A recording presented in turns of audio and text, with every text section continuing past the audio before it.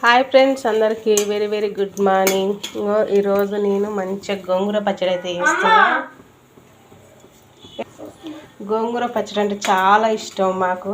వద్దొద్దు అనుకుంటా తింటాం, నొప్పులు నొప్పులు అనుకుంటానే.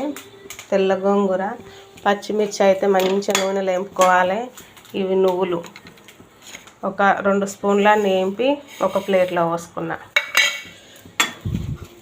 గోంగూర పచ్చడి అంటే ఎవరికెందుకు ఇష్టం ఉండదు, మస్తు ఇష్టం ఉంటుంది. లొట్టలు వేసుకొని తింటారు చేస్తే, కాకపోతే నేను చెయ్య.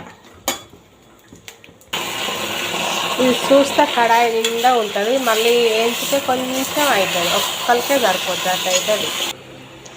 ఇది చూడండి ఎట్లా అయిందో, కడాయి నిండా ఉన్నది, కొంచెం అయింది.